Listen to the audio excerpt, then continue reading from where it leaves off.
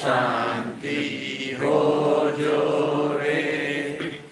મનથી પણ કોઈ જીવનું બુરું, મનથી પણ કોઈ જીવનું બુરું વિચારે ના હોજો રે.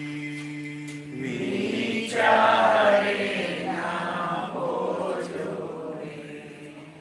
સામાને ઉપકારક બુદ્ધિ, સામાને ઉપકારક બુદ્ધિ અહિંસક ચિંતવન હોજો રે.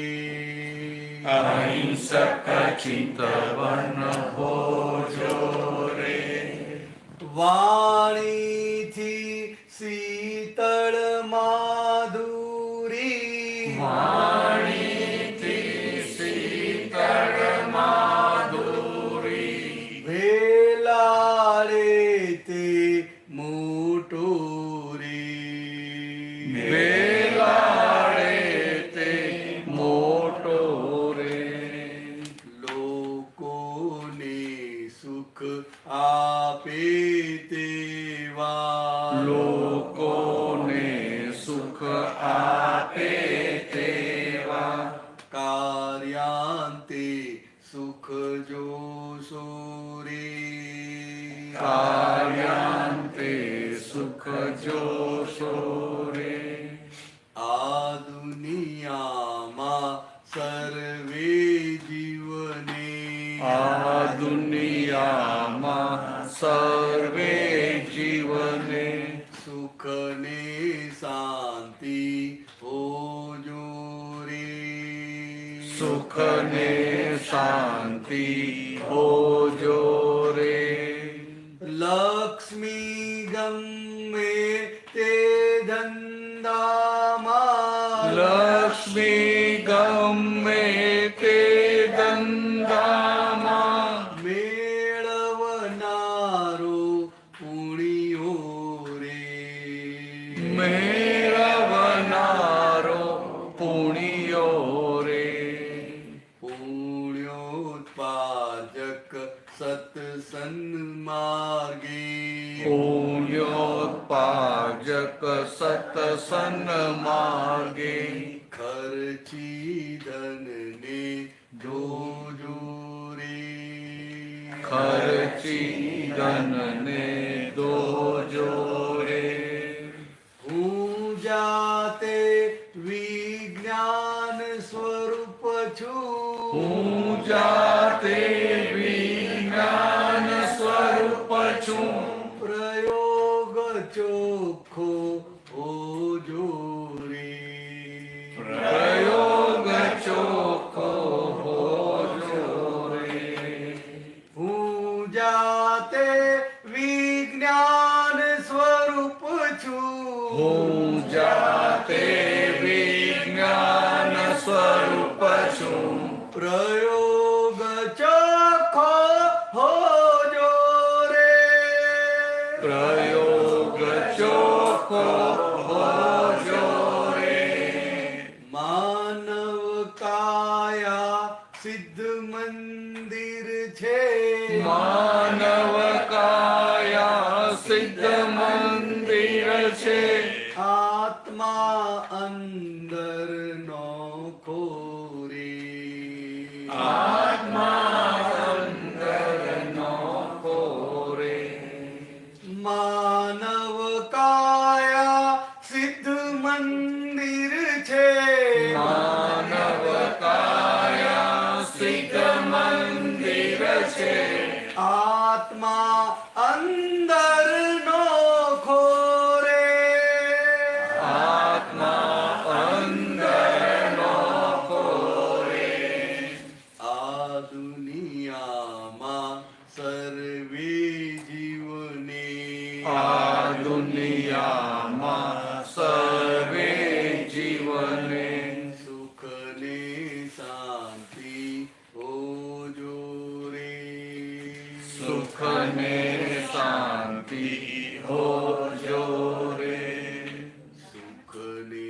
શાંતિ ઓજો રે. સુખ ને શાંતિ ઓજો રે. જય સચ્ચિદાનંદ.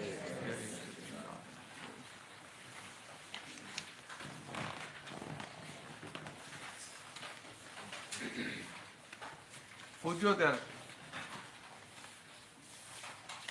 એ થોડું ટાઈમ સુધી વાત કરીએ.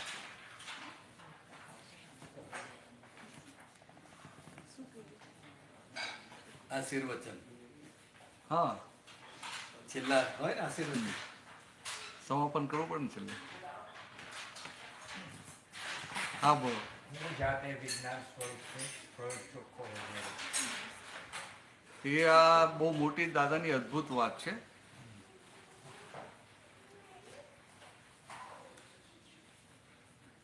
બે શબ્દો છે, હું કેવળ જ્ઞાન સ્વરૂપ છું અને હું વિજ્ઞાન સ્વરૂપ છું. આ બંને શબ્દો લાગે સરખા, એટલે આ દેહ સાથે હોય, દેહ સાથે તો કે કેવલી ભગવાન થાય, તીર્થંકર ભગવાન થાય, એ કેવળ જ્ઞાન સ્વરૂપ કહેવાય. અને સિદ્ધમાં જાય કે આ મન વચન આ ચાર અઘાતી કર્મો પણ ના રહે, ત્યારે વિજ્ઞાન સ્વરૂપ ખુલ્લું થાય. એટલે છેક છેલ્લી દશાની વાત આપી છે, અટમોસ્ટ.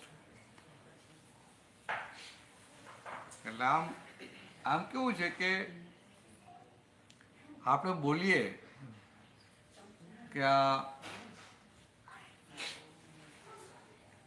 આત્મા અંદર નોખો રે, તો કે આમ આત્મા કીધો, શાસ્ત્રમાં આત્મા કહ્યો. દાદાએ કહ્યું કે શુદ્ધ આત્મા, શુદ્ધ આત્મા. દાદાને આ શબ્દ સહેજા સહેજ નીકળેલા. શુદ્ધાત્મા એટલે દાદા કહે કે તમને અંદર એક શંકા ઊભી ના થાય કે હું પહેલા અશુદ્ધ હતો અને હવે મારે શુદ્ધ થવાનું છે. તો કે ના, શુદ્ધ હતો ને શુદ્ધ છે.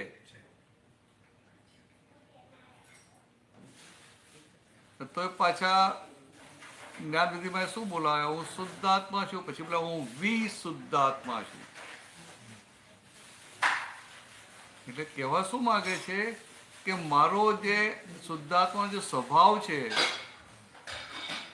એ સ્વભાવે કહીને જ હું શુદ્ધ છું.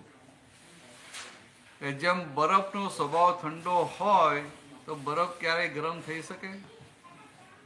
એવું આ સ્વભાવ એટલે એની ઇનહેરન્ટ ક્વોલિટી છે પ્યોરિટી, એટલે કે ક્યારેય અશુદ્ધ થઈ શકે જ નહીં. તે આપણે અંદર એવો સચોટ બેસી જાય ને તો કે ઇન્ટ્રિન્સિક ક્વોલિટી, એવું એમ કે અશુદ્ધ થઈ શકે જ નહીં. તો દાદા જે બોલાવે ને, ભલે આપણે સમજણ પડે કે ના પડે, તો એ પોતે જ્યારે બોલતા હોય ને ત્યારે દશામાં સ્થિર થઈને બોલતા હોય કે જ્યાં જ્યાં જે વાક્ય હું શુદ્ધાત્મા છું, હું વિશુદ્ધાત્મા, જાગૃતમાં બધું આખું એ ગુણ આખો એ રહ્યા કરે. હું કેવળ જ્ઞાન સ્વરૂપ છું,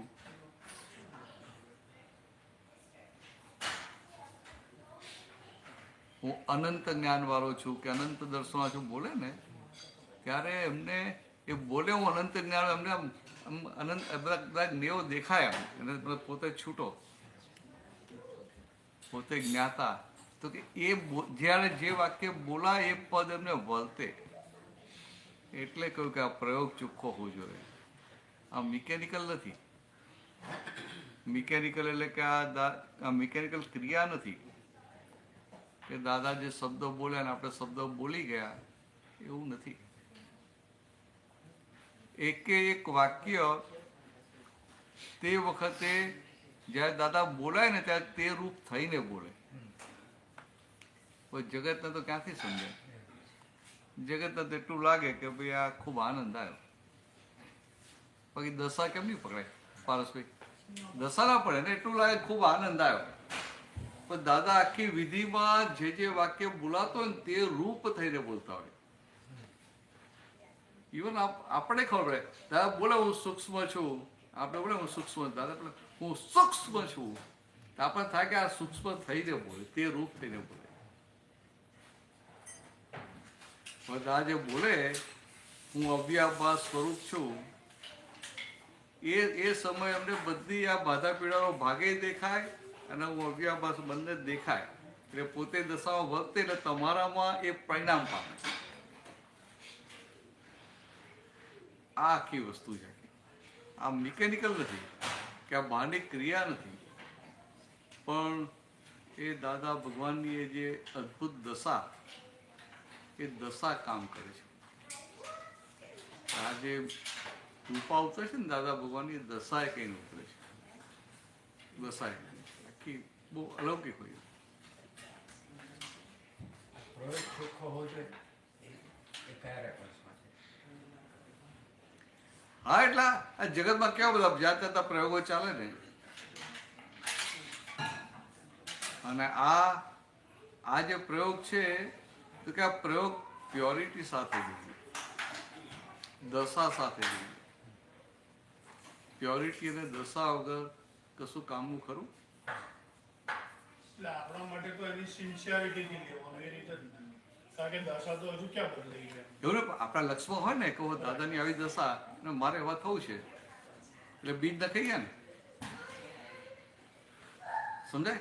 આપણને આપણા માટે દાદા ભગવાન રોલ મોડેલ છે. એટલે આપણે જેટલું દાદા સમજાય કે ઓ દાદા આમ, દાદાનું મેઇન શું હતું?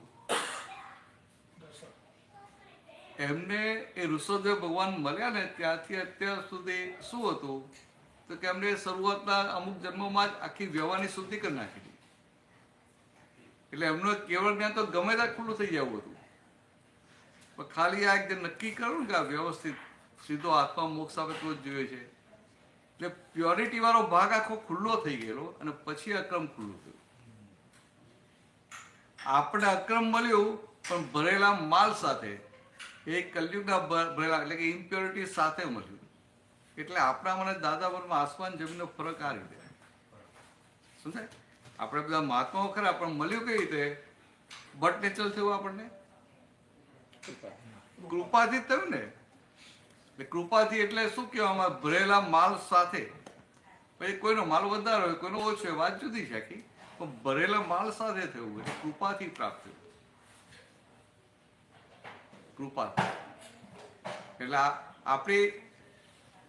આપણી લાયકાત નથી, આપણી પાત્રતા નથી. કોઈ કહી શકે કે આ જ્ઞાન માટે અમારી પાત્રતા? દાદા હવે પહેલું જ જ્ઞાન જેને આપ્યું ચંદ્રકાંતભાઈને તો શું કહેતા હતા? 2%. પાત્રતા તો 35 માર્કે આવે. એટલે કૃપાએ કરીને આવરણ ખસેડાને આખું આ ગુણસ્થાન ઉચકેલા ઉપાદાન ખુલ્લું કર્યું. ઉપાદાન એ નતું, ઉપાદાન ખુલ્લું થયું. આ કઈ જેવું તેવું નથી એમ. એટલે આમ આખી વસ્તુ જ આખી બહુ જુદી. આમ આ દાદા કહે ખરા કે તો અમારા ગયા પછી આ અક્રમ વિજ્ઞાન સમજનાર એવા પાકશે ને બુદ્ધિજીવીઓ, ઇન્ટેલિજન્ટ લોકો. દાદા ઇન્ટેલિજન્સ છે આ બોલતા હતા કે ઇન્ટેલિજન્ટ લોકો એવા પાકશે ને કે અમારા કરતા સારું સમજાવશે, અમારા કરતા સારું સમજાવશે. પણ એ દશાને પ્યોરિટી ક્યાંથી લાવે? અને જગતના લોકો તો પ્રભાવિત થઈને સાંભળવા બેસી જશે. જગતના લોકો તો પ્રભાવિત થઈને સાંભળવા બેસી. એ દશાને પ્યોરિટી લાવો ક્યાંથી તમે? એટલે મુખ્ય વસ્તુ આપણા માટે, મહાત્માઓ માટે આ છે કે આપણા અંદર ધ્યાનમાં હોય કે ભાઈ આમ કેમ કહીને આપણી દશા ખુલ્લી થાય, કેમ કહીને આપણી પ્યોરિટી ખુલ્લી થાય, તો આ દાદાના જગત કલ્યાણના યજ્ઞમાં નિમિત્ત બનાય. બાકી દશા અને પ્યોરિટી હોય કલ્યાણ થાય ખરું? જગતના બહારના હોય ને આપણા કે ભણેલા ને ભણેલા, તો એવી સહજને વાત કરશે કે તમારા કરતા સારી વાત કરી શકે. તો એ બધું શુષ્ક જ્ઞાન થઈ જાય, બુદ્ધિમાં જતું રહે. શુષ્ક જ્ઞાન થઈ જાય. પેલાનામાં પરિણામ પામવું જોઈએ ને, પરિણામ પામવું જોઈએ. પેલો સાંભળે તેને સરસ લાગે, બહુ ફાઇન છે, બહુ ફાઇન છે, બહુ ફાઇન છે, બહુ મજા આવી, બહુ સરસ વાત થઈ, શું વાત કરી છે એમ. પછી અઠવાડિયા પછી મહિના પછી આપણે મળીએ ને, બીજા જ દિવસે મળીએ ને કે એ દિવસે સાંજે મળીએ, પૂછીએ શું શું વાત થઈ, તો પેલા 2 કલાક વાત કરી, 1-2 પોઈન્ટ કહી શકે. રામતારીમાં કોમ્પ્રિહેન્સિવ કશું ના હોય ને, દાદા કશું જ ના કરે, એને સમજણ ના પડી હોય પણ અંદર ઉતરી ગયું હોય. એટલે આ તો ડિફરન્સ મોટો છે ને, બહુ મોટો. એટલે જ દાદા કોઈ નકલ કરી શકે એવું નથી. અને એટલે જ દાદાએ કહ્યું કે અમારી સાથે કોઈને કમ્પેર ના કરતા. આ અજોડ અદ્વિતીય એવો અવતાર પાક્યો છે. તમે અમને કોઈની સાથે કમ્પેર ના કરતા. તો દાદા આપણે શ્રીમદ રાજચંદ્રનું વાક્ય કહે, શ્રીમદે કહ્યું કે આ કેવા હોય જ્ઞાની, તો તમે કે તમારી બુદ્ધિ થઈને માપવા જશો ને તમારી મતિ મપાઈ જશે. એ નહીં મપાય, કારણ કે બુદ્ધિથી કેમ ના સમજમાં આવે. આપણે આ કૃષ્ણની ગીતાની નહીં હવારે વાત કરી કે અર્જુન પોતાની બુદ્ધિથી સમજવા પ્રયત્ન કરતો હતો, તો કૃષ્ણ પર આખું જ્ઞાન પીરસ્યું, બધું જ પીરસી દીધું, તો એને કંઈ સમજાયું નહીં. કેમ? તો કે મતિથી, પોતાની બુદ્ધિથી સમજવાનો પ્રયત્ન કરતો. છેવટે એનું પુણ્યનો યોગ એવો જબરજસ્ત કે બોલી જવો કે મારી તો મતિ મૂઢ થઈ ગઈ છે, ત્યારે એની પર કૃપા ઉતરે કામ કર્યું. એટલે મોક્ષ માર્ગ આખો કૃપાનો માર્ગ કરો, પણ કૃપા કોની ઉતરે? પ્યોરિટી ને દશા બે જોઈએ. પ્યોરિટી ને એટલે મન વચન કાની પ્યોરિટી. પ્યોરિટી એટલે કે આ જગતના કોઈ પણ વિનાશી સુખનું ભિખારી પણ ના હોય, ઈચ્છા ના હોય. તમને કહીએ તો તમે જ્ઞાન મળ્યો, હું કામ પૈસા કમાવો છો, તો તમે શું કહો? આ પણ છોકરાઓ માટે તો કરવું પડે તમને. હવે આ શું કહેવાય? એને બહાર આપણે એવું ના બોલીએ, આ શું કહેવાય? તમે ના કહો કે મારી દીકરી માટે કંઈક કરવું તો પડે ને. એટલે પાછા 2 જણને કોને? હા, એ તો કરવું જ પડે ને, વ્યવહાર છે કે. હવે આને પ્યોરિટી કહેવાય કે ઇમ્પ્યોરિટી કહેવાય? It is impurity, પણ એના વગર there is a એટલે આ સમજાવવા માંગુ છું કે દાદામાં આ બધો ભાગ નીકળી ગયો હતો, અને આપણા પાસે પ્યોરિટી ઇમ્પ્યોરિટી છે એને આપણે જોયા કરવાની છે. હા, એટલે હજુ ડર છે, સમાજમાં છે, આ જે બધું. એટલે આપણા એ છે ઇમ્પ્યોરિટી. ઇમ્પ્યોરિટી ટેકો નથી આપવાનો, Right. ટેકો ના અપાય. આ તો ખબર જ ના પડે, આપણે એવું લાગે આ તો બધો વ્યવહાર જ છે ને. વ્યવહારથી કરો છો કે મમતાથી કરો છો, ભેદ પડે. તમે જે શબ્દ વાપરે કે આ વ્યવહાર છે કે લોકસંજ્ઞા છે, તો વ્યવહારથી કરો છો કે મમતાથી કરો છો? વ્યવહારથી જ હોવું જોઈએ, મમતા ના હોય. એટલે હવે આ બધું સેગ્રીગેશન કેમનું થાય? Right. અને આપણે તો શું કે આપણો અક્રમ છે એટલે આ બધો ભરેલો માલ, 100% ભરેલો માલ છે. પણ તું શુદ્ધાત્મા થયો કે ના થયો? તો પછી મમતા રે. એટલે વ્યવહાર આવી પડે એટલા પૂરતું હોય, પછી રામતારીમાં કશું ના હોય. અને આપણે તો સામે દીકરી હોય કે ના હોય પણ અંદર ચાલ્યા જ કરે. ચાલે કે ના ચાલે કે આમ કરીએ, આમ કરીએ, આમ કરીએ. જ્યારે દાદાની આખી વાત જ જુદી હતી. દાદાને હીરાબા હતા ને તો એ મુક્ત હતા. તો વિચાર તો ખરા કે દાદાને ક્યારેય હીરાબાએ પકડ્યા છે, બંધનમાં રાખ્યા છે? બાકી કોઈની પણ ફાઇલ નંબર 2 હોય તો પકડે કે ના પકડે? આમ કરવાનું છે ને આમ નથી કરવાનું, પકડે કે ના પકડે? માઇટ હોય કરાવે કે ના કરાવે? કયા આધારે કરાવે છે? કે પોતે ઇમ્પ્યોર છે માટે કરાવે છે. Right. બાકી જે પ્યોર હોય ને, જેમાં ભિખારીપણું ના હોય ને, એને તો આ દુનિયામાં કોઈ છેતરીએ ના શકે. બરોબર સમજાય?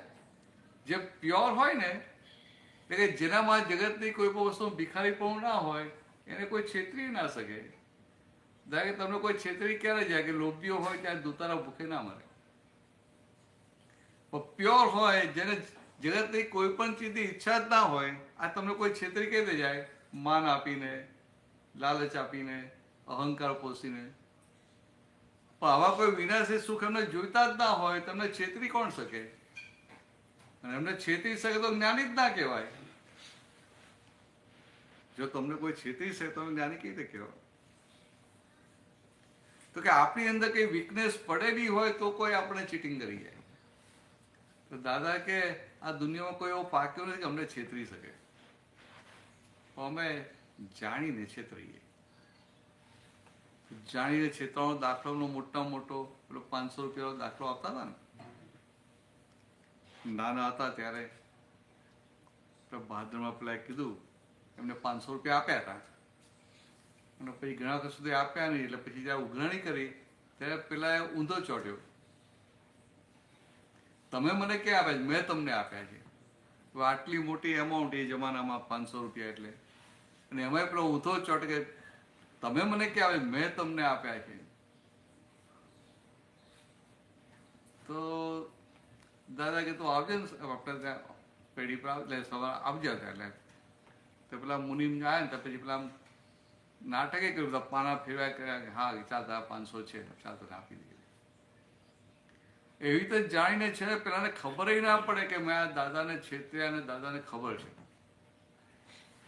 હવે આ શું આવી દશા હોય? જ્ઞાની કઈ એમ જ્ઞાની એટલે જ્ઞાની એમ, અને આ તો અક્રમ જ્ઞાની. સમજે? દાદા કે આ ક્રમિકના જ્ઞાનીઓ હોય ને, શ્રીમદ રાજચંદ્ર છેલ્લે ક્રમિકના જ્ઞાની થઈ ગયા ને 100 વર્ષ પહેલા, 150, 100, 140, 150. તો દાદા કે તમને મેં જે આપ્યું છે ને,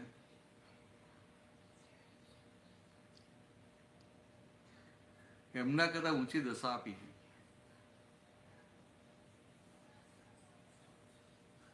હવે આપણે તો કોઈ વાતે સાંભળે? એ કેવી રીતે? સમજો? હવે આવું દાદા કે એની આપણે જોવા જઈએ તો આપણે તો કોઈ સાંભળે છે? 2 શબ્દ સાંભળે કોઈ? હું આ ટોળામાં બેસીને વાત કરું ને, બધા મારું સાંભળે. બહાર જઈને વાત કરું તો કેટલા જણ સાંભળે?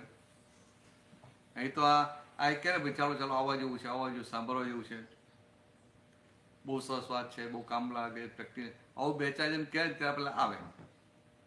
હું સીધે સીધો બહાર જઈને ઉભો રહું જગત સામે, કેટલા જણ ભેગા થાય? દાદાને આવું હતું, સીધા જગત સામે ઉભા. રેતીમાં વહાણ હંકાર્યું છે. સમજાય? રેતીમાં વહાણ હંકાર્યું છે. કોઈ એમને વૈષ્ણવ આવ્યો હોય તો ત્રિમંત્ર, હવે એ જમાનામાં ત્રિમંત્ર બોલાવે, 9કા મંત્ર બોલે. અંદર કેવું હોય કે આ તો જૈનોનો મંત્ર, આપણાથી બોલાય જ નહીં. રેતીમાં વણ નથી કર્યું. એમને જયારે એવું વિચાર્યું કે ભાઈ હવે આ આપણે ગટરા પાણી મત ચડાવો, એમ તો કે આ વૈષ્ણવ આવે છે, આપણે 9કા મંત્ર નથી બોલો, ખાલી ઓમ નમઃ વાસુદેવ બોલીએ. અને આપણે ઘાટવાળા કેવા હઈએ કે રવા દો ને, કે અથવા તો આ જૈનમાં મારે જવાનું હોય તો હું શું કરું? ખાલી 9કા મંત્ર બોલું, પછી ઓમ નમઃ ભગવતે વાસુદેવ નમઃ ઉડાડ્યું. કેમ? તો મને ઘાટ છે, મને સ્વાદ છે, કારણ મને સાંભળે. પણ દાદા શરૂઆતમાં કોણ જૈન હતા? તો એ 9કા મંત્ર, ત્રિમંત્રો આપેલા.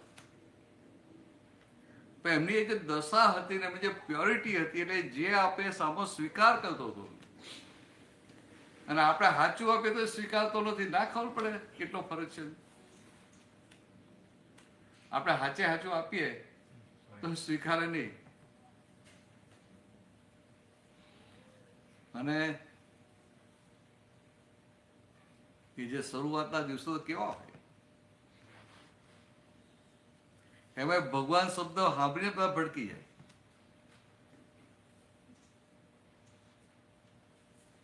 ભગવાન શબ્દ સાંભળીને ભડકી જાય.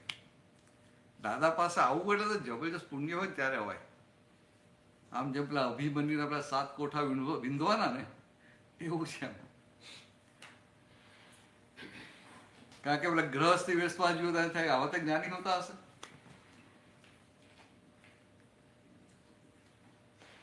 પછી કોઈક આવે તો પેલા હાર પહેરાયેલા હોય, ફૂલના હાર.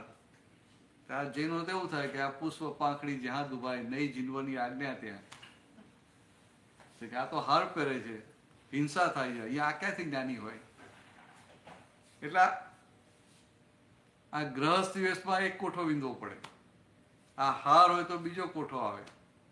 પાછો દાદા તો ભૂકો પીતા હતા ને, શું થાય? એ ચોથો કોઠો વિંધવો. પછી સત્સંગ હોય તો પગે અહીંયા જો નીચે પગે વિધિ કરાવતા ને, તો ભાઈઓ બહેનો બધા અંગૂઠો લાગીને આ માથું મૂકીને વિધિ કરે, માથે હાથને આશીર્વાદ આપે. તો અડધા તો શું થાય? અરે આ તો સ્ત્રીને સ્પર્શ કરે છે, આ કઈ જ્ઞાની હોય કે? સમજાય? એક સમજવા માટે. તો જેમ અભિમન્યુના 7 કોઠા વિંધવા પડે, એના જેવો તો દાદા પાસે આવી ના શકે. પુણ્ય જબરદસ્ત પુણ્ય. ત્યારે ભેગા થયા, ભેગા થયા તો કામ જ થઈ ગયું. આ તમને જો તમને દાદાની દ્રષ્ટિ જ મળી છે ને, ભલે દાદા નથી મળ્યા પણ દ્રષ્ટિ દાદાની મળી છે ને. સમજાય? તમે લોકો આમ કહો કે ભાઈ મને આની પાસે જ્ઞાન મળ્યું, આની પાસે જ્ઞાન મળ્યું, પણ વ્યક્તિ મહત્વની કે વિતરાગ વિજ્ઞાન મહત્વનું? દાદા પોતે જ કહેતા હતા કે અમારું જ્ઞાન નથી, આ તો વિતરાગોનું જ્ઞાન છે. અને આપણે શું કરીએ? વિજ્ઞાનની જગ્યાએ વ્યક્તિનું મહત્વ મૂકીએ. વિજ્ઞાનની જગ્યાએ વ્યક્તિનું મહત્વ મૂકીએ એટલે વ્યક્તિને મૂકવા જઈએ એટલે માર ખાઈએ, ને વિજ્ઞાન મુકાય એટલે માર ના ખાવો. કોઈ પણ ધર્મમાં એ વિજ્ઞાનનો પ્રોજેક્ટ કરવાની જગ્યાએ વ્યક્તિનો પ્રોજેક્ટ કરવા જાય ને એટલે ત્યાં અધોગતિ થાય. એટલે આમ તો શું કહ્યું, ત્યાં સુધી કીધું કે આ ધર્મ ચાલે ક્યારે? ધર્મ ક્યારે ચાલે? આપણે આધ્યાત્મની વાત જાઓ, ધર્મ